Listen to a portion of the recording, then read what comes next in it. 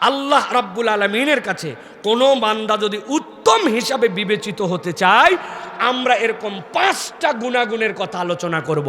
যদি আমাদের মধ্যে থাকে আলহামদুলিল্লাহ, আর না থাকলে আজকের এই মোবারক আয়োজন থেকে আমরা এই গুণ নিজের জীবনে নিব, এই নিয়ত করে বাড়িতে যাব ইনশাআল্লাহ। ভাই সাহেবেরা, এই কথা বলতে কি আপনাদের কোনো আপত্তি আছে? ইনশাআল্লাহ। এবার তাহলে একসাথে বলেন, আল্লাহর কাছে উত্তম হিসেবে বিবেচিত হওয়ার জন্য আজকে কয়টা গুণের আলোচনা হবে? সবাই বলে নাই কয়টা? দেখছি আমার সাসা জোরে বলতেছে, কানের কাছে ফাটাই ফেলতেছে, জানেন আপনি?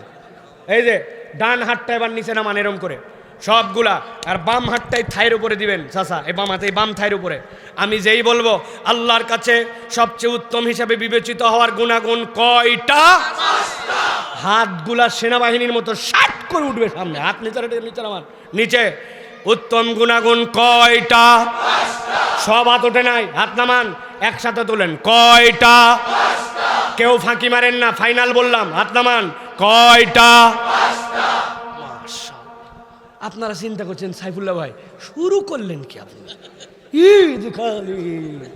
এর কারণ আছে ভাই, কারণ আছে। ব্যায়াম হইতেছে না চাচা।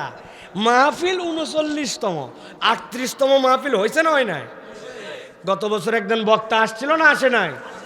ওই বক্তা আসার পরে কোন সাবজেক্টে, কোন আমলের, কোন ওয়াজ করে এখান থেকে গিয়েছিল 10 জন উঠে আপনারা একটু জানান। বলে হুজুর এগুলো সব মাঠের মধ্যে আমরা জমা রেখে গেছি, হুদামিছে ঝামেলা বাড়িতে নিয়ে যাওয়ার আমরা কোনো প্রয়োজনই মনে করি নাই, ঠিক কিনা? আগামীকালকেও আপনারা তাই বলবেন, যাওয়ার পরে বলবেন এবার ওয়াহেদপুরে একটা মাহফিল হয়েছে, বক্তা আসছিল ফাটাফাটি। একজন বলছে বাবা আমি কুমিল্লায় কাজে বাইরে গেছিলাম, আসতে পারি নাই, বক্তা কি ফাটালো?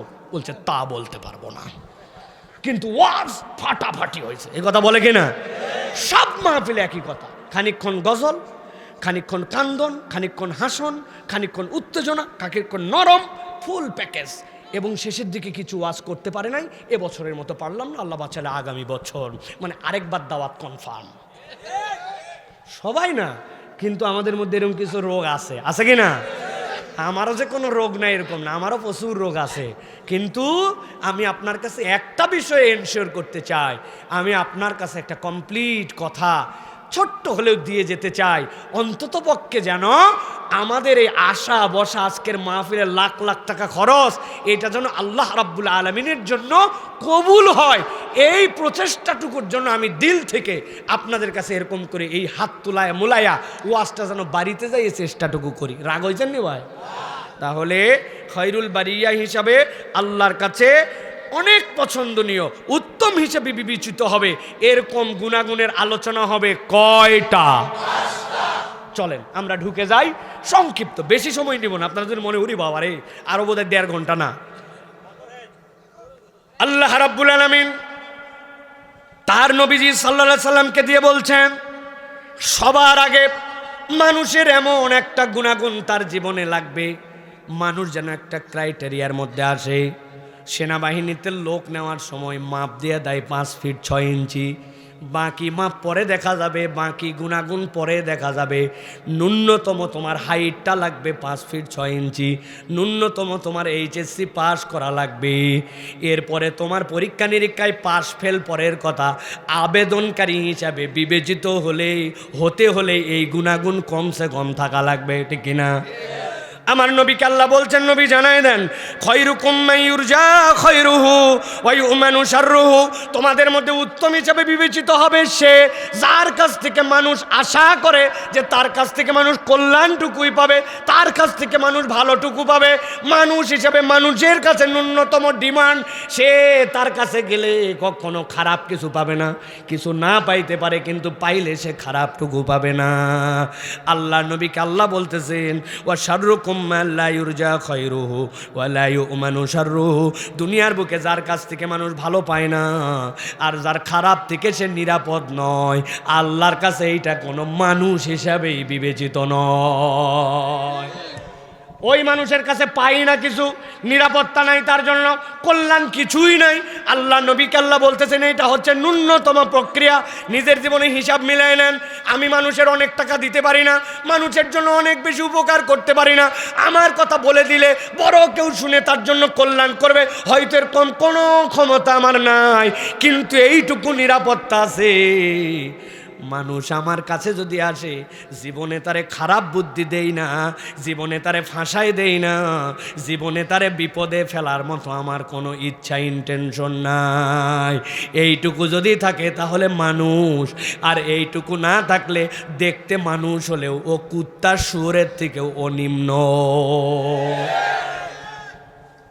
আল্লাহ রাব্বুল আমিন বলছেন, নবী এবার আপনি কতকগুলা গুনাগুনের কথা আপনার উম্মতকে জানায় দেন। 1 নম্বর গুনাগুন, যেইটা আপনাদের কাছে বলবো, অনেক মানুষের কাছে এই বিষয়ে আমাদের পূর্বে কোনো ধারণাই ছিল না। দেখেন তো, 1 নম্বর গুনাগুন হচ্ছে কোনো সম্পর্ক বা পরিচয় ছাড়াই আপনার ভিতরে অপরকে সাহায্য করার মানসিকতা থাকা লাগবে। যারে আমি চিনি, আমার ভাতিজা, আমার ভাগিনা, আমার দলের লোক, আমার এলাকার লোক, তারে আমি তো ভালো করে উপকার করবই, কেননা তার সাথে আমার পরিচয় আছে, তার সাথে আমার একটা আত্মীয়তার সম্পর্ক আছে। কিন্তু আল্লাহ রাব্বুল আমিন জানায় রাখতেছেন, নবী আপনি বলে দিয়ে রাখেন, এই মানুষটা সম্পর্ক চেনে না, এই মানুষটা পরিচয় জানে না, কিন্তু সে মানুষ হিসেবে এমন একটা গুণাগুণ অর্জন করেছে যে অপরকে সাহায্য করে, সেই ক্ষেত্রে পরিচয়কে বিবেচনা করে না, সেই ক্ষেত্রে এই মানুষটা কখনোই কোনো সম্পর্ককে প্রায়োরিটি দেয় না। আমার নবীজি সাল্লাল্লাহু আলাইহি সাল্লাম বলছেন, এই জন্য দুনিয়ার মানুষ জেনে রাখো, তুমি তোমার জীবনে যদি আল্লাহর পক্ষ থেকে অনুগ্রহ পেতে চাও, আমি নবী তোমার জন্য একটা কৌশল বলে দিলাম। মান কানা ফি হাজাতি আখিহি কানাল্লাহু ফি হাজাতিহি। কেউ যদি তার ভাইয়ের কল্যাণে নিজেকে নিমজ্জিত রাখে, নিজেকে যদি সম্পৃক্ত করে, আল্লাহ রাব্বুল আলামিন ওই বান্দার প্রয়োজন মিটাতেই থাকে। সুবহানাল্লাহ। এটা একটা বড় মেন্টালিটির বিষয়। দুনিয়া এখন স্বার্থের দুনিয়া। আমরা নিজেরা ডায়লগ বানাইছি, নিজে বাঁচলে বাপের নাম আসে না, খুব সাংঘাতিক। প্রিয় ভাইয়েরা, ইসলাম এই কথার সাথে একমত নয়। ইসলাম বরং বলতেছে, তাআওয়ানু আলাল বিররি ওয়াত তাকওয়া ওয়া লা তাআওয়ানু আলাল ইসমি ওয়াল উদওয়ান। আল্লাহর দিকে যদি কেউ আসতে চায়, তুমি তার জন্য সহযোগিতা করো, আল্লাহর তাকওয়ার পথে তুমি হেল্প করো। আর যদি কেউ উদওয়ানের দিকে যেতে চায়, আল্লাহর দ্রোহিতার দিকে যেতে চায়, খবরদার খবরদার, খারাপ কোনো কাজের সাথে তুমি সম্পৃক্ত হতে পারো না, বাজে কোনো কাজের সাথে তুমি জড়িত হতে পারো না। এই জন্য আপনার মধ্যে একটা মেন্টালিটি আপনাকে অর্জন করতে হবে। আমি যদি কোনো জায়গায় কোনো উপকার করার সামর্থ্য আল্লাহ আমাকে দেয়, আমি কিচ্ছু চিনি না, আমি আল্লাহর দিকে তাকায়া মানুষের কল্যাণে আসি। রাজি নি ভাই? নবীজি সাল্লাল্লাহু আলাইহি সাল্লাম একটা দারুণ উদাহরণ আমাদের কাছে দিয়েছেন। যখন এই ঘটনা আল্লাহ নবী বললেন, সাহাবায়ে কেরাম পর্যন্ত অবাক হয়ে গেলেন, নবী এইটা বলেন কি? আল্লাহ নবী বললেন, ও আমার সাহাবীরা, উনসুর আখাকা যালিমান আও মাজলুমান। তুমি তোমার ভাইকে জালেম অবস্থাতেও হেল্প করো, মাজলুম অবস্থাতেও হেল্প করো। সাহাবায়ে কেরাম একটু ঘাবড়াই গেছে। এক লোকের সাথে দেখা হয়েছে, ওরে কারণ নাই, কথা নাই, বাত্র নাই, ডান গালে এক থাপ্পড়, বাম গালে এক থাপ্পড়, আবার থাপ্পড়। যেই লোকরে মারতেছে সে মাজলুম, আর যে মারতেছে জালেম। নবীজি বললেন, তুমি জালেমকে হেল্প করো। তার মানে আপনি কি বলবেন ভাই? অনেকক্ষণ মারছেন, হাত বোধহয় ব্যথা হয়ে গেছে, আসেন আপনার হাতটা একটু টিপে দেই, যাতে আপনি আরও কয়টা থাপ্পড় দিতে পারেন। তাই না? কথা তো এরকম হয়ে গেল। ইয়া রাসূলুল্লাহ, সাহাবায়ে কেরাম লাফ দিয়ে উঠলেন, ইয়া রাসূলুল্লাহ, কেউ যদি মাজলুম হয় তারে তো হেল্প করতেই হবে, তোমাকে জুলুম করতেছে তাকে বাঁচানোর জন্য, কিন্তু জালেমরে আবার কেমনে উপকার করব, কেমনে আবার তারে সহযোগিতা করব? সাহাবায়ে কেরাম বলতে শুরু করলেন, ফাকালা রাজুলুন ইয়া রাসূলুল্লাহ আনসুরুহু মাজলুমান ফাকাইফা আনসুরুহু যালিমান। ইয়া রাসূলুল্লাহ, সে যদি মাজলুম হয় তারে তো হেল্প করবই, কিন্তু সে যদি জুলুম করে, আমি জালেমকে কেমন করে হেল্প করব?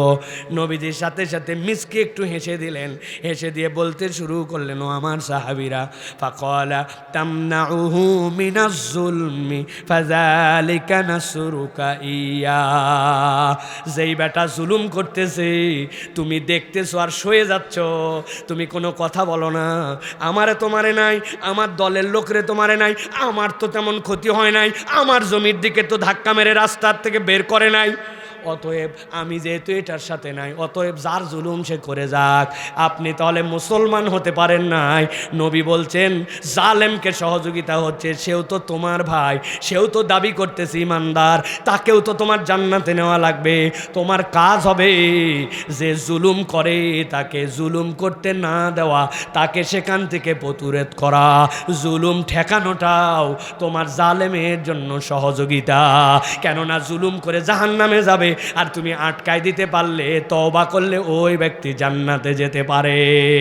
কিন্তু আমাদের সমাজের দিকে আপনি তাকান, সমাজ থেকে এখন নাহি আনিল মুনকার, অন্যায় থেকে ফিরানো, এইটা একদম উঠে গেছে। যদিও কিছু কিছু জায়গায় আমরু বিল মারুফ আছে, ভালো কাজের কথা বলে, কিন্তু অন্যায় থেকে ফিরায় না, হিম্মত নাই, ঠিক কিনা? আমি মাঝে মাঝে একটা বাজে উদাহরণ দেই, আপনারা মন খারাপ না করলে আপনাদের কাছেও বলতে পারি। আগে মুরব্বীরা আমাদেরকে সাক্ষ্য দিবেন, তাদের অর্ধেক বয়স আমার। আগেও মানুষ সিগারেট বিড়ি খাইছে, যুবকরাও খাইছে, কিন্তু বিড়ি খাওয়ার আগে, সিগারেট খাওয়ার আগে গোপন জায়গা খুঁজছে, পালায় খাইছে, সিপা সাফাই খাইছে, পকেটের মধ্যে লেবুর পাতা রাখছে, বিড়ি খাওয়ার পরে যেন কেউ গন্ধ না পায়, সাবাতে সাবাতে আইছে। আপনারা ঠিক বলতেছেন কেন? মুরব্বীরা বলবে, আপনি কি বুঝতেছেন আন্দাজে? এখন অবস্থা ভিন্ন হয়ে গেছে। এখন দেখবেন মুরব্বীর মুখের উপরে পারলে ধোঁয়া মারে, ঠিক কিনা? তরুণ যুবকরা পর্যন্ত এগুলা গুনার মধ্যেই ধরে না। আমি অনেক সময় বলি, এই পরিবর্তনটা কেমনে হলো জানেন নাকি? এই পরিবর্তন হয়েছে ওই দিন থেকে এলাকায় যারা পাতি লিডার, এলাকায় যারা মুরব্বী, এলাকায় যারা মাতব্বর বড় ভাই, এই মানুষগুলা যখন থেকে সিগারেট বিড়ি খাওয়া বাদ দিয়েছে, তখন থেকে সমাজের অধপতন। কি কয় হুজুর, সিগারেট বিড়ি খাওয়া বাদ দিয়ে অধপতন? আরে না, উনি সিগারেট বিড়ি খাওয়া বাদ দিয়ে এখন গাঁজা খায়। গাঁজাখোর কেমনে সিগারেট খোরকে নিষেধ করে? 2 নম্বর ঝামেলা হয়েছে, আল্লাহ নবীর হাদিস উল্টায় ফেলছি। বলে হুজুর আমরা উল্টাইনি। ছোট্ট একটা উদাহরণ দেই, কেমন উল্টাইছি। আপনাদের এলাকায় এরকম মসজিদ আছে নাকি 3টা ধাপ, 3টা সিঁড়ি দিয়া মসজিদে ঢুকা লাগে, সিঁড়ি ভেঙে ধাপ দিয়ে তারপরে মসজিদে উঠা লাগে? এরকম মসজিদ আসেনি ভাই? ওরকম একটা মসজিদের মধ্যে ফজরের সময় একদিন ইমাম সাহেব যায়, দেখে আল্লাহ, একটা কুত্তা মরে পড়ে আছে একদম উপরের সিঁড়িতে। ইমাম সাহেব চিন্তা করছে, মরার আর জায়গা পেল না, কুত্তা মরবি তো মরে সিঁড়ির উপরে, নাউজুবিল্লাহি মিন যালিক, এই কথা বলে নিচের ধাপে রাখছে তার স্যান্ডেল, রাইকে নাউজুবিল্লাহ বলে লাফ দিয়া মসজিদের ভিতরে গেছে। উপরের ধাপে যেহেতু কুত্তা মরছে, যে কয়জন মুসল্লি আসছে সবাই বলছে হায় হায়, মরার আর জায়গা পেল না, মরার কুত্তা, অসুস্থ কুত্তা মরছে এই সিঁড়ির মধ্যে, নাউজুবিল্লাহ। এই কথা বলে মসজিদে যাওয়ার পর ইমাম সাহেব বলছে নামাজ পড়ে সবাই যাবেন না। কি কথা ইমাম সাহেব বলছে, দেখছেন না কুকুর মরছে, কত বড় ঝামেলা, সবাই বলছে নাউজুবিল্লাহ, মরার আর জায়গা পেল না। বলতে সবাই বসেন, অন্তত কুত্তা সরানোর জন্য আমরা একটা মোনাজাত করব। ফজরের নামাজের পরে এলাকায় এরকম কোনো পাগল ছাগল ইমাম নাই, কিন্তু উদাহরণটা দিচ্ছি বোঝানোর জন্য, ভালো করে বোঝেন। ইমাম সাহেব দোয়া করতে, রব্বুল আলামিন, কুত্তা মরার জায়গা পেল না, মসজিদের উপরের সিঁড়িতে মরল আল্লাহ, এই কুত্তা কত বড় ঝামেলা আল্লাহ, দয়া করে মেহেরবানি করে তুমি কুত্তা সরাও। দোয়া করে শেষ ওই দিনের মতো। আল্লাহর কি কাজে এমন রোদ উঠছে ওই দিন, জোহরের আগ পর্যন্ত 8 ঘন্টা কুত্তার পেট বরাবর ডাইরেক্ট রোদ পাইতে পাইতে ফুলতে জোহরের আগ দিয়ে কোনার দিক থেকে একটু লিক হয়েছে। সুগন্ধ তো নাকি, দুর্গন্ধতে মাখামাখে। হুজুর আসার পরে দেখছে হায় হায়, কুত্তা তো সরেই নাই, উল্টারও গন্ধ। সকালে গন্ধ ছিল না, এখন তো অবস্থা খারাপ। নাউজুবিল্লাহ, কুত্তা মরার জায়গা পেল না, আস্তাগফিরুল্লাহ বলে লাভ দিয়ে ইমাম সাহেব ঢুকছে। বাকিরাও ঢুকে বলছে মসজিদের দরজা বন্ধ রাখেন। সবাই লা হাওলা কুওয়াতা ইল্লা বিল্লাহ আস্তাগফিরুল্লাহ বলে বলে মসজিদের ভিতরে ঢুকছে। ঢোকার পরে চিন্তা করলো ফজরের মুসল্লিদের দোয়া হয়েছে, হুজুর এত বেকুব নয়, বোঝানোর জন্য বলছি। হুজুর চিন্তা করছে সকালের দোয়ায় কোনো সিন্নি ছিল না, তাবারুক ছিল না, কাজ হবে কেমনে? মুসল্লিরা আসরের সময় বিরিয়ানি দিয়ে কুত্তা সরানোর জন্য দোয়া হবে। কথার কথা বলতেছি, আসরে যদি সব মুসল্লি মিলে কান্নাকাটি করে বলে আল্লাহ কুত্তা খারাপ, এত বড় একটা অশান্তি তৈরি করছে, আল্লাহ কুত্তা সরাও, 2 দিন লাগবে না, ওই কুত্তা গলে গলে সিঁড়ির মধ্যে আসার পরে মসজিদে ঢোকা পর্যন্ত অসম্ভব হয়ে যেতে পারে। ঠিক না? কেন এই কথা বললাম? আমার নবীজি সাল্লাল্লাহু আলাইহি ওয়াসাল্লাম বললেন, মান রাআ মিনকুম মুনকারান ফালিয়াতাগায়্যারহু বিয়াদিহি ফাইল্লাম ইয়াস্তাতি ফাবিলিসানিহি ফাইল্লাম ইয়াস্তাতি ফাবিকলবিহি যালিকা আদাফুল ঈমান। নবী বললেন 3টা জিনিস তোমাদেরকে বলে গেলাম, খারাপ কিছু যদি দেখো, ক্ষমতা আছে, পাওয়ার আছে, প্রতিরোধ করো, পারো না জবান দিয়ে বলো, পারো না অন্তর দিয়ে ঘৃণা করো, এর নিচে আর কোনো ঈমান নাই। আপনি আল্লাহর নবীর হাদিসটা পুরাপুরি উল্টায় ফেলছেন। অনেক সময় মুড়ি খাওয়ার সময় দেখবেন উপরে যেন বালু না থাকে, এই জন্য ঝাঁকায় নেয়, আগে উল্টা করে ঝাঁকায় তারপরে সিধা করছে।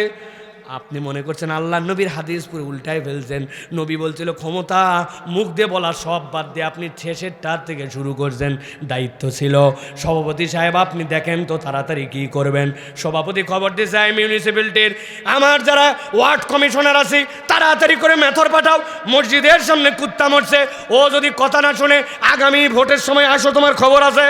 এরকম হুমকি ধামকি যার দেওয়ার আছে হুমকি দিছে, যার কিচ্ছু বলার নাই সে অন্তর থেকে ঘৃণা করছে। এখন আপনি সব প্রক্রিয়া বাদ দিয়ে যখন আস্তাগফিরুল্লাহ কুত্তা খারাপ বলছেন, তখন মসজিদে ঢোকা আপনার কঠিন হয়ে যাবে। আপনি সমাজের দিকে তাকায় দেখেন, আমরা কেউ আর খারাপ কাজ থেকে ফিরাই না, আমরা প্রতিবাদ করি না, আমরা প্রতিকারের দিকে যাই না। এই জন্য সমাজের রন্ধ্রে রন্ধ্রে এই খারাপই, ঠিক না? এই জন্য আপনাকে বুঝতে হবে আগে। আমার নবী সাল্লাল্লাহু আলাইহি সাল্লাম বললেন, ফাকালা তামনাউহু মিনাজ জুলম ফাযালিকা নাসরুকা ইয়া। কেউ যদি জুলুম করে আপনি দেখে সহ্য করবেন না, আপনাকে জুলুমের বিপক্ষে দাঁড়াতে হবে, ওই ভাইকে বাঁচাতে হবে।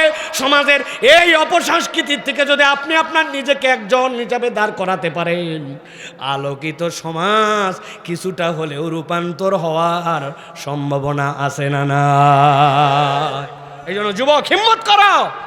একজন তুমি একাই, তুমি একটা বিপ্লবী রূপ নিয়ে দাঁড়াতে পারো। তোমার যদি ঈমান ঠিক থাকে, তুমি যদি আল্লাহর প্রতি অটল অবিচল থাকো, তাহলে প্রমাণ করে দিয়ে গেছে।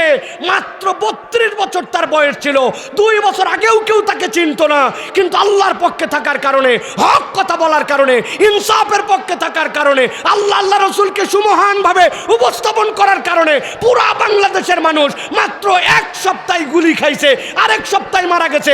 7 দিনে এই দেশের মানুষ তাকে বিপ্লবী হিসাবে গ্রহণ করছে, ঠিক কিনা?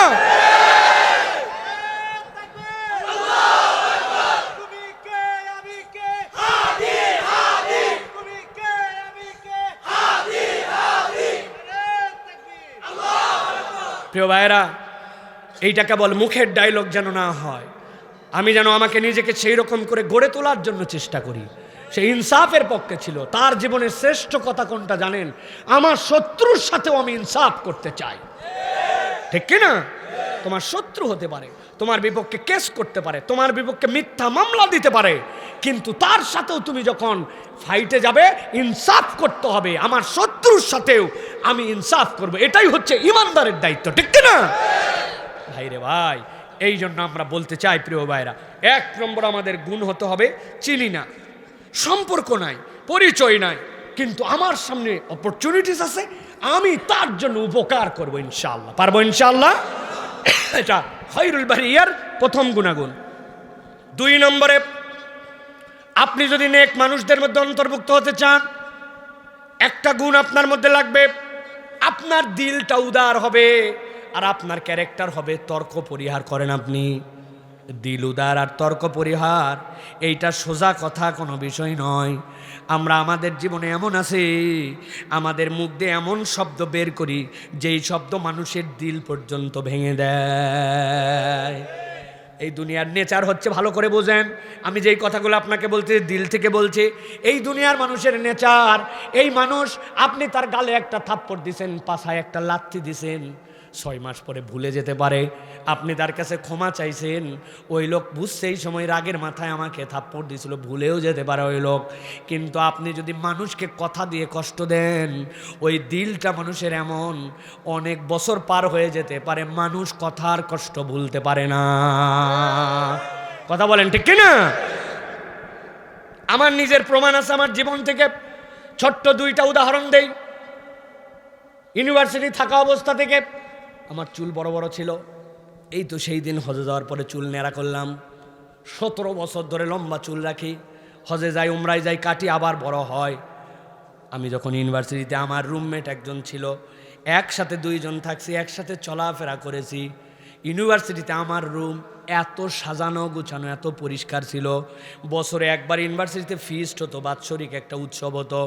সবচেয়ে পরিষ্কার রুম হিসাবে, সবচেয়ে সুন্দর গুছানো রুম হিসাবে কোন রুম, তাদেরকে পুরস্কার দিত। আবার সবচেয়ে নোংরা রুমকে একটা ঝাঁটা দিত ইউনিভার্সিটিতে, পাবলিক ইউনিভার্সিটিতে। তো আমার রুমের মধ্যে একটা সুন্দর এরকম গ্লাস লাগানো ছিল, গ্লাসের সামনে এরকম একটা দানি ছিল, ওর সামনের মধ্যে চিরুনি রাখা ছিল, চিরুনি দিয়ে চুল আঁচড়াই। একদিন আসার পরে দেখি সাদা চিরুনিটা একটু ময়লা ময়লা হয়ে আছে। আমার রুমমেট যে অত্যন্ত ভালো ছেলে, অত্যন্ত ভালো ছেলে, আমার থেকেও ভালো ছেলে, তাকে বললাম, ভাইরে চিরুনিটা যে এত ময়লা হয়ে গেছে, তুমি কি একটু খেয়াল করো না? ওই ছেলে আমাকে একটা উত্তর দিছে, আজকে ওয়াজ করতে লাগে 18 বছর পরে সেই কথা আমার মনে পড়তেছে। চিন্তা করেন তাহলে কি কথা, কি কথা বলছে জানেন? সে বলছে, যার চুল বড় তার চুলেই চিরুনি ময়লা বেশি হয়, তারই সাফ করা উচিত। ও ভাই, এটা কি কোনো বাজে কথা, অযৌক্তিক কথা, মিথ্যা কথা? আরে ঠিকই তো, ও 50 বার চুল আঁচড়ায় জানা হয়, আমার চুল তো একবার আসলে তার চেয়ে বেশি আসলে লাগে, বড় চুল আমার, ঠিক কিনা? কিন্তু সে আমার বন্ধু, সে আমার রুমমেট, আমি এই প্রত্যাশাটা তার কাছে করি নাই। চিন্তা করলাম, আমি তো এত চুলের হিসাব করে কথা বলি নাই। সে একটা ছোট্ট কথা বলল, আমার দিলের মধ্যে এখন পর্যন্ত ওই কথাটার হালকা হালকা ব্যথা আছে। প্রিয় ভাইয়েরা, ভালো করে বোঝার জন্য বললাম, আল্লাহ রাব্বুল আমিন নবীকে দিয়ে বলছেন, তোমার জীবনে উদার হতে হবে, তবে সবচেয়ে বড় উদারতা তোমার কথা হজম করার ক্ষেত্রে, কথা মুখ দিয়ে বের করে ফেললেন তো ফেললেন, ওইটার ফেরত নেওয়া যায় না। সমাজের মধ্যে যত গন্ডগোল ফাসাদ আপনি হিসাব করে দেখেন, তর্কাতর্কির কারণে তার অর্ধেক, ঠিক কিনা? নবীজি সাল্লাল্লাহু আলাইহি সাল্লাম বলছেন, আমি আবু বকর রাদিয়াল্লাহু তাআলা আনহু, হযরত আবু বকরকে আমি সবচেয়ে বেশি পছন্দ করি। আল্লাহ ছাড়া যদি কারো সাথে বন্ধুত্ব করার, আল্লাহর পক্ষ থেকে হাবিব হিসাবে গ্রহণ করার পারমিশন থাকতো, আমি আবু বকরকে গ্রহণ করতাম। আল্লাহ নবী বলছেন, জানো নাকি আবু বকরের কোন গুণের কারণে আমার আল্লাহ পর্যন্ত আবু বকরকে সবচেয়ে পছন্দ করেন?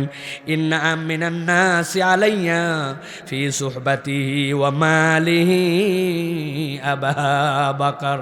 আল্লাহ নবী বলছেন, তার সম্পদ এবং তার নিরাপত্তার দিক দিয়ে আবু বকরের থেকে বেশি বিশ্বস্ত কেউ ছিল না। গারে শহরের মধ্যে ঢুকে গেছেন আল্লাহ নবী। আল্লাহ নবী কোলের উপরে মাথা দিয়ে নিশ্চিন্তে ঘুমায় গেছেন, কেননা নবী জানেন আমার সফর আমার ইচ্ছায় হচ্ছে না, আমার আল্লাহর ইচ্ছায় হচ্ছে। কিন্তু আবু বকর ঘুমাতে পারেন নাই, গায়ের কাপড়গুলা ছিঁড়ে ছিঁড়ে সবগুলা গর্তের মধ্যে ঢুকায় ঢুকায় বন্ধ করছেন। এই গর্তে মানুষ আসে না, আমার হাবিবকে যদি একটা সাপ, একটা বিচ্ছু যদি দংশন করে, আমি কেমনে সহ্য করব? সবগুলা দেওয়ার পরে সবগুলা বন্ধ করতে যখন কাপড়ের সামর্থ্য হয় নাই, কোনোটা হাত দিয়ে ঠেস দিয়ে ধরছেন, কোনোটা পায়ের বৃদ্ধাঙ্গুলি দিয়ে ঠেস দিয়ে ধরছেন, যেন আমার নবী তারপরেও কষ্ট না পান। যেই মানুষ নিজের জীবনের আগে আমার নবীকে ভাবছে, আল্লাহর নবী বলছেন তার সর্বশ্রেষ্ঠ গুণাগুণ হচ্ছে সে ছিল বিশ্বস্ত। সুবহানাল্লাহ। কিন্তু আমি ইমানদার, আমি নিজেকে মুমিন পরিচয় দেই, মানুষ তো দূরের কথা, আমার ফ্যামিলির লোক পর্যন্ত বিশ্বাস করে না, ঠিক কিনা? আমার মামার একটা ওষুধের দোকান ছিল। আমি মাঝে মাঝে যখন ইউনিভার্সিটি থেকে যেতাম, যাওয়ার পরে বসে থাকতাম, দেখতাম অনেক লোক মামার কাছে আসে যায়, কিন্তু 2-1টা লোক আসে, ওই দোকানের পিছনেই তাদের বাড়ি, তারা মামার কাছে আসে আগে, মোবাইলটা দিয়ে বলে ভাই আমার মোবাইলটা রাখেন, আগামীকালকে আবার নিব।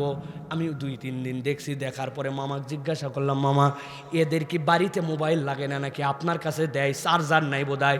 বলছে না রে বাবা না, এই মোবাইলের মধ্যে এমন কারো সাথে ওনার যোগাযোগ আছে, ওনার বাড়িয়ালি এইটা দেখলে ঝামেলা, এই জন্য বাড়িতে বাটন বাহিরে লম্বা। এরকম লোক আমাদের মধ্যেও আসে নে ভাই? আসে আন্দাজি বলেন না, কিন্তু হাত তোলাবো, কিন্তু আন্দাজি আসতে বললেন। রাসূলুল্লাহ সাল্লাল্লাহু আলাইহি ওয়াসাল্লাম বলছেন তর্ক পরিহার করো, বিশ্বস্ত হও। আল্লাহ নবী বলতেছেন শোনো শোনো, আমি বললাম মা দাল্লা কওমুন বাদা হুদান কানু আলাইহি ইল্লা উতুল জাদাল। আল্লাহ নবী বলছেন অতীতের যত কম ধ্বংস হয়ে গেছে, যত বেশি কম ধ্বংস হয়েছে, তার মধ্যে অন্যতম কারণ ছিল তারা ছিল তর্কবাজ। অতীতের কমগুলা ধ্বংস হয়ে গেছে, সুপথ প্রাপ্ত পাওয়ার পরেও, পথ পাওয়ার পরেও তারা তর্কাতর্কি করে কেবলমাত্র ধ্বংস হয়েছে। এই জন্য আমাদের জন্য দায়িত্ব হচ্ছে আমরা উদারি কেবল হব না, উদারতার জায়গাটা থাকবে, বিনা কারণে আমরা কখনো তর্কাতর্কি করব না। রাজি তো? তবে বিকালবেলা চায়ের দোকানে একটু করা যাবে না, মার্কানি একটু করা যাবে, যাবে না? আল্লাহ নবী বলছেন সাবধান হও। আর আমার পক্ষ থেকে একটা খোঁজ খবরই নাও, আনা যাইমুম বিবাইতি রাবাদিল জান্নাহ লিমান তারাকাল মিরা ওয়া ইন মুহিক্কান। দুইজন লোক তর্ক লেগে গেছে, তর্ক লাগার পরে একজন জানে আমার যে যুক্তি, আমার যে পক্ষ, আমি অবশ্যই অবশ্যই হকের উপরে আছি, কিন্তু তারপরেও চিন্তা করছে আমার নবী বলছে তর্ক বাদ দিয়ে দাও, এই জন্য নবীর কথার দিকে তাকায়া তর্ক ছেড়ে দিয়েছে। আল্লাহ নবী বলছেন শোনো, আমি জান্নাতে যাওয়ার আগে তোমার হাতটা এরকম করে ধরবো। ছোট বাচ্চা কাচ্চারা মাঝে মাঝে দেখবেন রাস্তার মধ্যে ক্যার করে যেরকম গাড়ি চালায়, ওর স্টিয়ারিং পিছনে, গাড়ি সামনে আছে না, বুঝানোর জন্য বললাম। আমার নবী বলছেন তুমি হকের উপরে ছিলে, তোমার যুক্তি মজবুত ছিল, কিন্তু কেবল তর্ক পরিহার করার জন্য তুমি তর্ক বাদ দিয়ে দিছো। নবী তোমার হাতটা ধরে তোমার আগে সামনে নিবে, সামনে নিয়ে জান্নাতের মধ্য দেশে তোমার একটা ঘরে পৌঁছাই দিয়া তারপরে নবী নবীর জান্নাতে যাবে। আর নবীজি বলছেন ওয়া বিবাইতিন ফি আলাল জান্নাহ লিমান হাসুনা খুলুকু। আর আমি আল্লাহর নবী বললাম জান্নাতের উচ্চ দেশে তার জন্য একটা ঘরের ব্যবস্থা, জামিন আমি নবী হলাম। যেই ব্যক্তি তার চরিত্রটা সুন্দর করেছে, আচরণটা সুন্দর বানাইছে, সুবহানাল্লাহ, এর থেকে বড় দামি আমল আর কিছু নাই। কিন্তু আমাদের কুমিল্লার লোকের আচরণ দিন দিন খারাপের দিকে। এর অন্যতম কারণ হচ্ছে পয়সার গরম। তোর বাপ শুনলাম সৌদি আরব, ওই সকল ফকিন্নি দেশে থাকে না। আমার বাপ ফ্রান্স, ওরে বাবা, আসেনি নাই? সিএনজি দ্বারা করাই, বললাম ভাই উঠবো নাকি, বলে আই রিজার্ভ নিছি না, চলে যাও। নিলে কি সমস্যা? কয় আমার কি টাকার সমস্যা নাকি? ও ভাগে কারো নেয় না, টেকার গরম আসেনি নাই? আপনি বিনয়ী হতে পারেন না, এই টাকার এই গরম কিন্তু আপনাকে পরকালে সাবধান করে দিতে পারে, সমস্যায় নিয়ে নিতে পারে, ঠিক না? এই জন্য প্রিয় ভাইয়েরা, এটা হচ্ছে 2 নম্বর গুণাগুণ। তাহলে 1 নম্বরটা মনে আছে তো? চিনি না, জানি না, আত্মীয়তা নাই, উপকার তারপরে সুযোগ পাইছি, ছাড়ি নাই। 2 নম্বর, তর্ক পরিহার করে দিলটা বড় করছি, মনটা কুঞ্জুস মার্কানা, মনটা উদার আমার, আমি মুসলমান পরিচয় তারা বুকে টানতে চাই, ঠিক কিনা? আমার ওস্তাদ আব্দুল্লাহ জাহাঙ্গীর রহমাহুল্লাহ বলতেন এক লোকের মুখে দাড়ি নাই, এক লোক ফজরের নামাজ মাঝে মাঝে বাদ দেয়, আপনি তারে বলছেন তুই জাহান্নামী, তোর দাড়ি নাই, তুই জাহান্নামী বলে ফেলছেন। স্যার বলতেন ও ভাই হুঁশ করে একটু কথা বল না ভাই, ওর দাড়ি না থাকার কারণে ওর অপরাধ আছে, এক ওয়াক্ত নামাজ বাদ দেওয়ার কারণে গুনাহ আছে, কিন্তু এটা কদ্দুর গুনাহ? একটা গুনাহ যার জন্য জাহান্নামে শাস্তি হতে পারে, কিন্তু ওর ঈমান থাকার কারণে আল্লাহর নবী বলছেন সর্বশেষ জান্নাতে ঢুকলেও 10 দুনিয়ার সমান জান্নাত পাবে, কেবল ঈমান থাকার কারণে। তাহলে কারো গুনার কারণে তোমার যদি এত রাগ হয়, ঈমানের কারণে তোমার জান্নাতি হিসাবে কত ভালোবাসা থাকা লাগবে। তোমার ভালোবাসাটা বড় করে দেখাও, রাগটা বড় করে দেখাও না, ঠিক কি না? আর এই অপরাধের কারণে বিরক্তি থাকবে, বিরক্তি এক জিনিস আর ঘৃণা এক জিনিস, বিরক্তি এক জিনিস আর জাহান্নামে পাঠানো আরেক জিনিস, ঠিক কি না? বলছে আচ্ছা আমি তো ফজরের নামাজটা পড়তে পারি নাই, জোহর আসর মাগরিব এশা পড়ছি, তোর ফজরই নাই আবার বাকি নামাজ, ফাট কোথা তোর শিকরি নাই তোর আবার কি উড়াই দিছে। আরে বেকুব, প্রত্যেক নামাজ ইন্ডিভিজুয়ালি ফরজ। আপনি তো তারে বলবেন ওরে সুবহানাল্লাহ তোর ফজর নাই খালি বাকি 4টা আছে, তুই তো জান্নাতের কাছে গেছিস, খালি এইটুক হলে ঢুকে যাবিস। আপনি না তারে ভালো দিয়ে আরো আগায় নেবেন, আপনি না ঠেইলে ধাক্কায় একবার বাইর করে দিয়েছেন, ঠিক না? বাচ্চা একটা মসজিদে আসছে, এ মসজিদে আসার পরে একটু হাসে দিছে, একটু দৌড় দিয়ে এদিক ওদিক দৌড়াইছে। মসজিদে এক মুসল্লি তখন শেষ বৈঠকে ভিতরে জ্বলে গেছে চাচা, যে কার বেটারে আত্তাহিয়াতুলিল্লাহি ওয়াস সালাওয়াত, খালি নামাজটা শেষ হোক আল্লাহুম্মা সাল্লি আলা সাল্লাম, আবার হাসছে একবার আল্লাহুম্মা ইন্নী যালামতু নাফসি যুলমান কাসীরা, তাড়াতাড়ি করে পেট শেষ করছে, আবার চিল্লাইছে। দেখ তো হুজুর শেষ করে না কেন রে, হুজুর এত ঢিল কেন দোয়ায়? আসসালামু আলাইকুম ওয়া রাহমাতুল্লাহ, আসসালামু আলাইকুম ওয়া রাহমাতুল্লাহ, কারা আসেন এবার ঝাঁকি দেওয়া দিছে। ওই বাচ্চা শিশুর কাছে গেছে তো গেছে, ওরা জিন্দেগিতে নামাজের দিকে নাই। এরকম কতগুলো ঘাটতারা মুরব্বী আসেনি ভাই, আপনাদের এলাকায় আসেনি ভাই? এইগুলা জান্নাতে খালি যাইয়ে নেই আমরা, তারপরে আল্লাহকে বলবো আল্লাহ এই বাচ্চার 6 বছর বয়স, এ মসজিদে আসছিল চা তেরানি দিয়ে বাইর করছে, 6 বছর বয়সে এই মুরব্বী কি করতেছিল ভিডিও অন করো, দেখবেন উনি কি করছে। টায়ার ছিল আগে, টায়ার দিয়ে এরকম একটা কলমির ডাল দিয়ে এলাকায় নামাজ হয়, উনি টায়ার নিয়ে ঘুরতেছিল।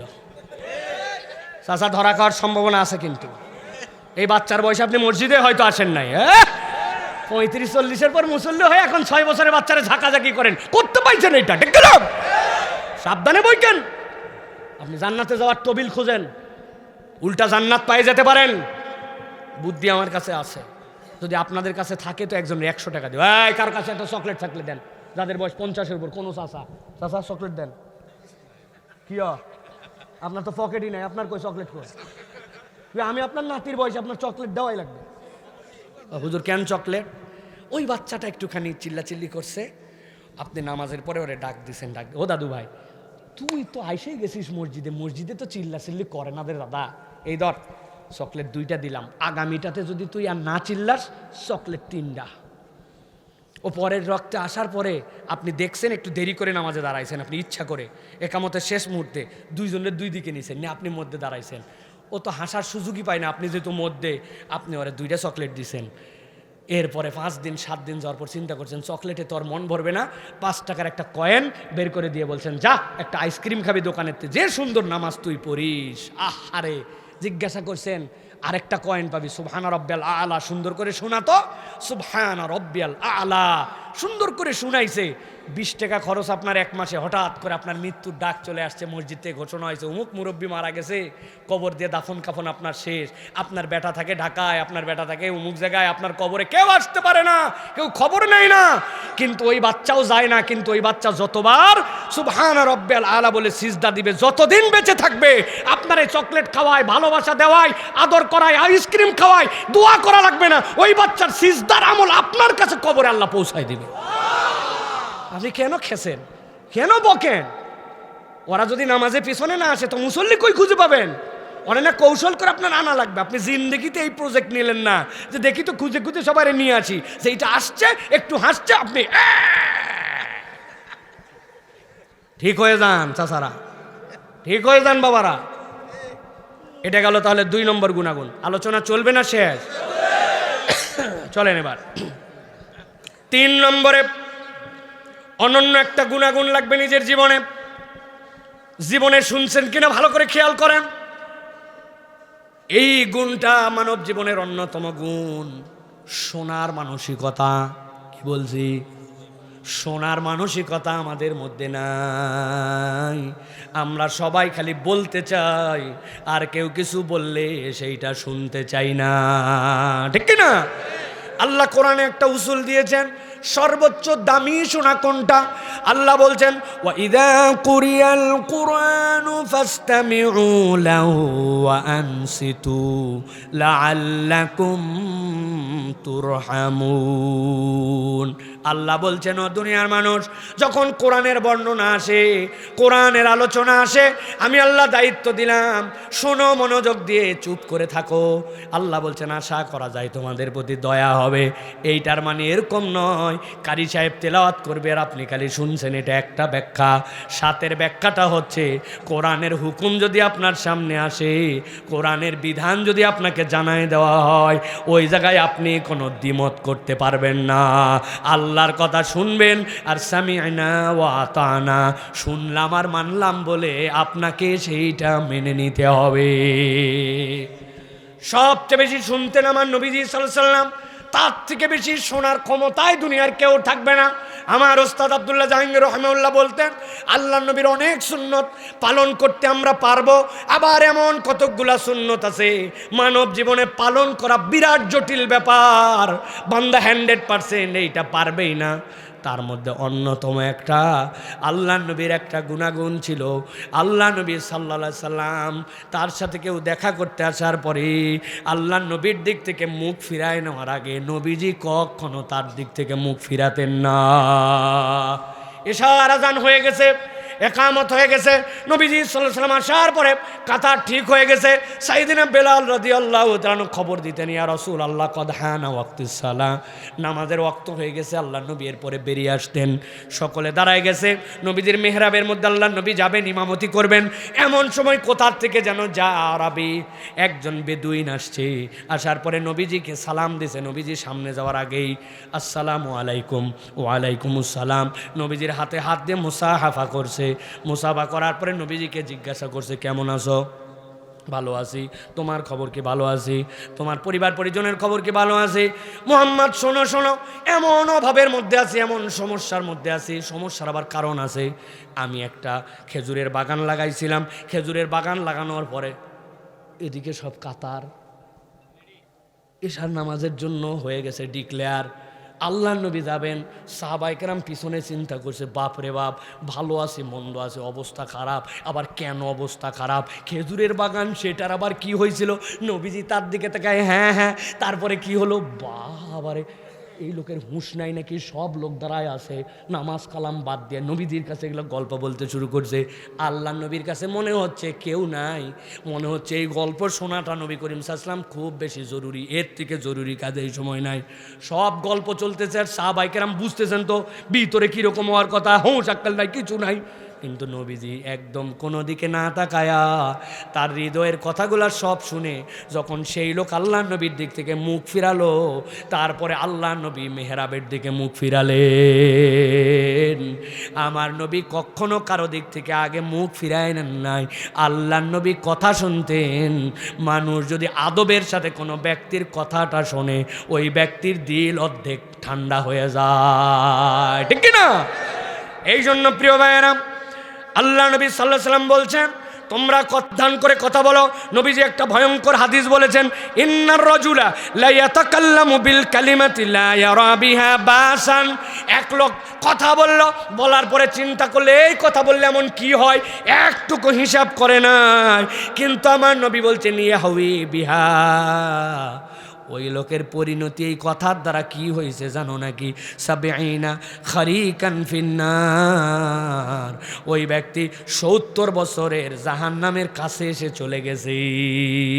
কথাটা মনে করছে আমার জন্য কোনো কথাই নয়, কিন্তু কথাটাই এমন কথা বলে ফেলছে, ওই কথাটা তাকে জাহান্নামের কাছে নিয়ে চলে গেছে। এই জন্য কোরআনে আল্লাহ বলছেন, মা ইয়ালফিযু মিন কাউলিন ইল্লা লাদাইহি রাকিবুন আতীদ। কথা যেইটাই বলো জেনে রেখো তোমার কথাটা আল্লাহর কাছে হিসাব করে সংরক্ষিত থাকে, ঠিক কি না? অতএব ফাউল কথা, আজগবি কথা, বলে দিলাম একটা কথা, এরকম কথা বলা যাবে। আমি মাঝে মাঝে উদাহরণ দিই, ওই কুমিল্লায় আপনাদের ওই যে চান্দিনা আছে না, এই জায়গাটা জ্যাম জ্যাম হয় সব সময়। তো পাশে এক লোক বাস দিয়ে যাচ্ছে আর ডান পাশে ওই জায়গাতে এক অটো বাইকালা আর এক সিএনজিওয়ালা অটো বাইকালা লাগাই দিছে, দুইজন দাঁড়ায়া ওরে ঝগড়া ঝাঁটি, বাপরে এক পরিবেশ কায়েম করছে। এখন বাসটা জ্যাম জ্যাম, বাসের জানলার পাশে এক লোক ছিল, মাথা বাইর করে দিয়ে দেখছে অনেকক্ষণ। এখন হে নামতেও পারতেছে না, ঠেকাতেও পারতেছে না, বলতেও পারতেছে না, কিন্তু দেখছে। দেখার পরে অনেকক্ষণ পরে আর মনে হয়েছে আমার তো কিছু একটা করা উচিত। ওর সাথে সাথে কাল্লা বাইর করে বলছে, এই এই হাত থাকতে মুখ দিয়ে কি রে? এই কথা শুনে ওদের মধ্যে উত্তেজনা চলে আসছে, কথা তো ঠিক, হ্যাঁ হাত থাকতে এতক্ষণ মুখ দিয়ে বলছে দেখিল দেখিল।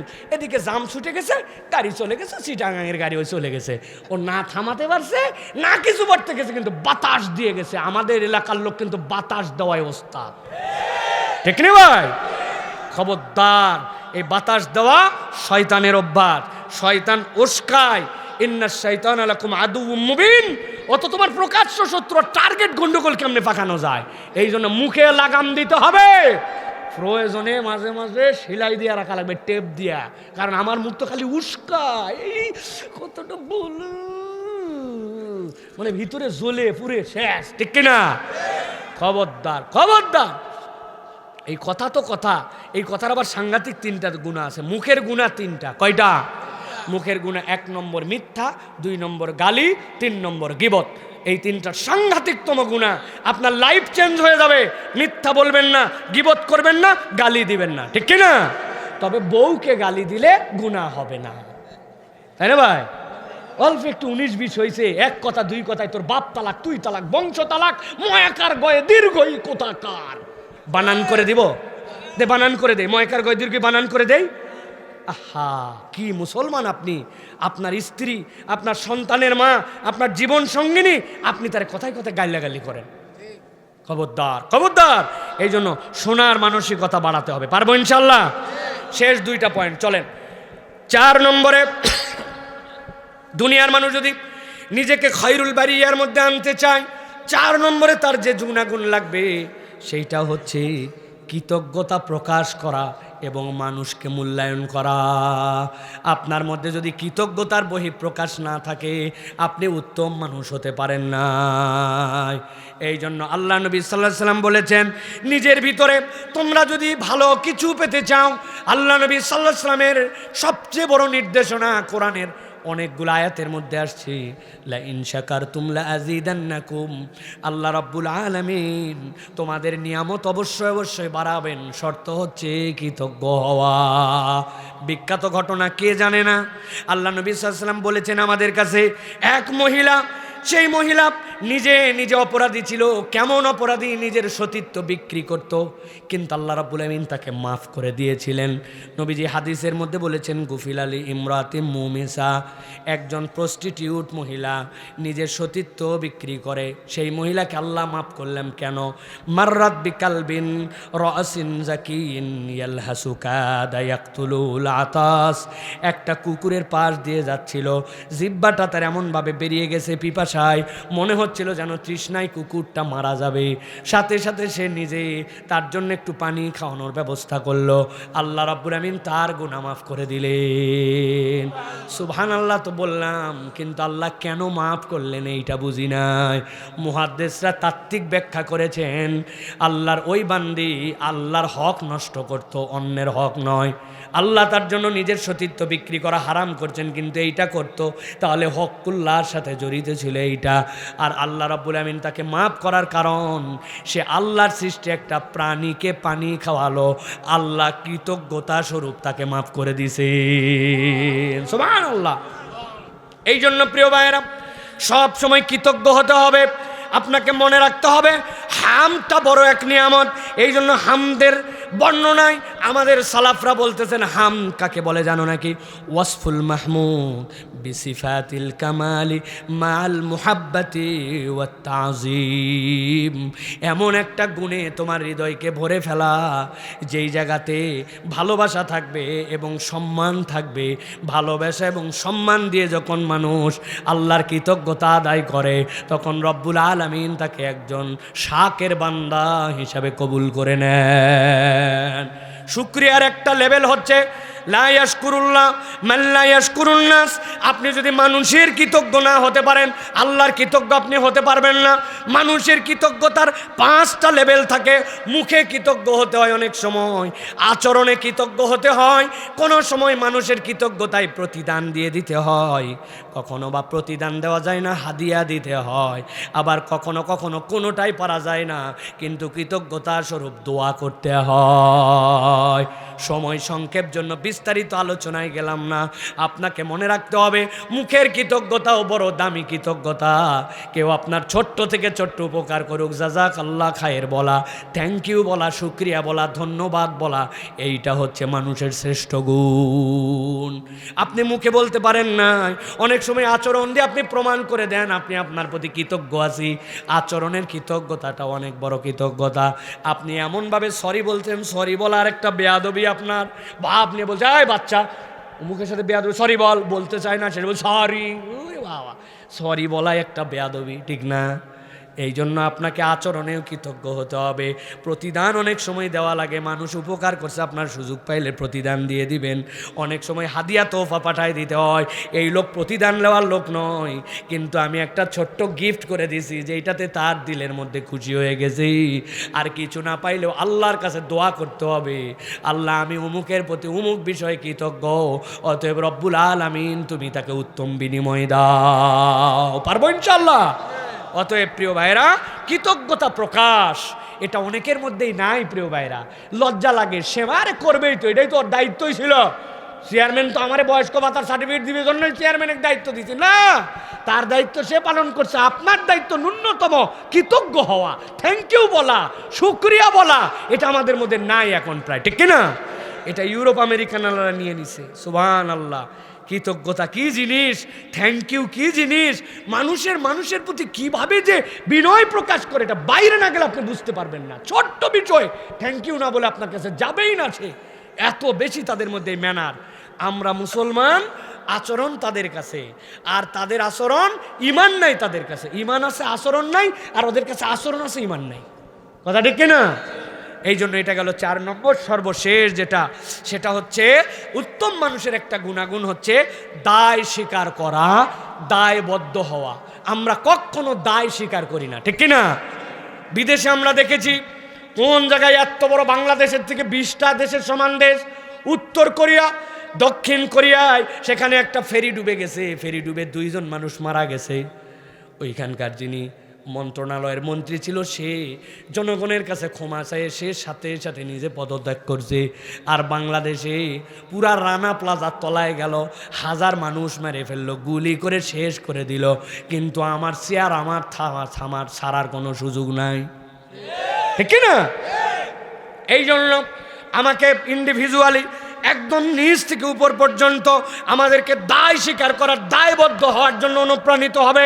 আমার নবী বলেছেন, আলা কুল্লুকুম রাইন ওয়া কুল্লুকুম মাসউলুন আন রাইয়াতিহি, তোমাদের প্রত্যেককেই আল্লাহর সামনে জবাবদিহি করতে হবে, কেননা তোমরা প্রত্যেকেই সমাজে দায়িত্বশীল।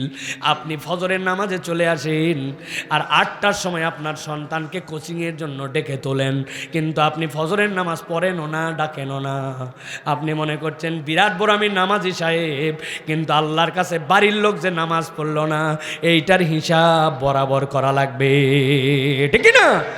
আপনার মাদ্রাসায় একটা খাটাস মার্কা হুজুর আছে, ছাত্রদেরকে বেদম মারে, আপনিও চিন্তা করছেন পড়ালেখার জন্য একটু মারাই লাগে। আপনি এখনো প্রিন্সিপাল হতে পারেন নাই।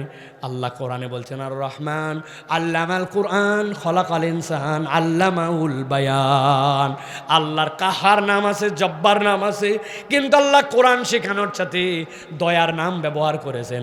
আর আপনি হুজুরকে বলছেন, হুজুর হাড্ডি আমার, গোশত আপনার, লাগান তারে ধোলায়, কোত্থেকে পাইছেন এইটা? আপনি দায়বদ্ধ মানুষ হতে পারেন নাই। আল্লাহর কাছে যাওয়ার পরে হিসাব বরাবর করা লাগবে, ঠিক না? সব ক্ষেত্রে একবারে স্বামী স্ত্রীর সম্পর্ক থেকে শুরু করে সব জায়গায় আপনার দায়বদ্ধতা আছে। এই দায়বদ্ধ মানুষ যদি একবার হতে পারে, সমাজ বিপ্লবিকভাবে পরিবর্তন হবে। মানুষের জীবনে 4 ধরনের দায়বদ্ধতা থাকে। একটা হচ্ছে নৈতিক দায়বদ্ধতা, আরেকটা হচ্ছে জনহিতকর দায়বদ্ধতা, আরেকটা হচ্ছে সামাজিক দায়বদ্ধতা, আরেকটা হচ্ছে আইনি দায়বদ্ধতা। মানুষ যদি এই 4 দায়বদ্ধতাটা বুঝে নেয়, এই সমাজটা সোনার সমাজ হয়ে যাবে। আপনি দুনিয়ার যেই প্রান্তেই থাকেন, ওইখানকার যে আইন আছে, আইনের প্রতি আপনাকে দায়বদ্ধ থাকতে হবে। কেউ দেখে না, মানে না, এই জন্য উল্টা দিক দিয়ে গাড়ি চালায় দিছে। শত শত প্রত্যেক দিন অ্যাক্সিডেন্ট হচ্ছে কেবল উল্টা দিক দিয়ে যাওয়ার জন্য। মানুষের জীবন চলে গেল, কোন পরিবার নিঃস্ব হয়ে গেল। আপনি তো মনে করছেন আমি কেবল অল্প একটুখানি উল্টা গেছিলাম, এরকম অ্যাক্সিডেন্ট আছে না নাই? অতএব আইনি দায়বদ্ধতা লাগবে। সামাজিক আপনি মানুষ, ওই সামাজিক মানুষ হিসেবে আপনার কতগুলা দায়বদ্ধতা আছে। আপনারই জমি, আপনারই জায়গা, কিন্তু 1 বিঘে একটু ছেড়ে দিলে রাস্তাটা বড় হয়ে যাবে, মানুষ চলাচল করতে পারবে। আপনার কাগজে কলমে সব ঠিক আছে, কিন্তু আল্লাহ আপনাকে মানুষ বানায় একটা সামাজিক দায়িত্ব দিয়েছেন, ওইটুকু ছেড়ে দেওয়া আপনার জন্য দায়িত্ব। এটা আইন আদালতে হবে না, এইটা মানুষ হিসাবে আপনার দায়বদ্ধতা।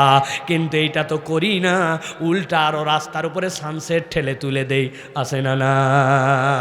অতএব সামাজিক দায়বদ্ধতা, জনহিতকর দায়বদ্ধতা এবং নৈতিক দায়বদ্ধতা, এইগুলো আমাদের জীবনে নিতে হবে প্রিয় ভাইয়েরা, তবেই আমরা খয়রুল বারিয়ার মধ্যে আসতে পারবো প্রিয় ভাইয়েরা। অতএব যে 5টা পয়েন্ট বলেছি, আবার বলি, আমাদেরকে দায়বদ্ধ হতে হবে, সামাজিক দায়বদ্ধতা দরকার আমাদের জন্য। কৃতজ্ঞ হতে হবে, আমাদেরকে কৃতজ্ঞতা প্রকাশ করতে হবে। ভালো শ্রোতা, মানুষের কথা শোনার মতো মন মানসিকতা লাগবে। এরপরে তর্ক পরিহার করতে হবে। আর সর্বপ্রথম যেটা বলেছি সেটা হচ্ছে আমাদেরকে উপকার করার মন মানসিকতা নিয়ে আমাদেরকে চলাফেরা করতে হবে। রাজি তো আমরা ইনশাআল্লাহ? কারা কারা রাজি আছি ইনশাআল্লাহ? আল্লাহ আমাদেরকে তৌফিক দান করুক, বলেন আল্লাহুম্মা আমিন।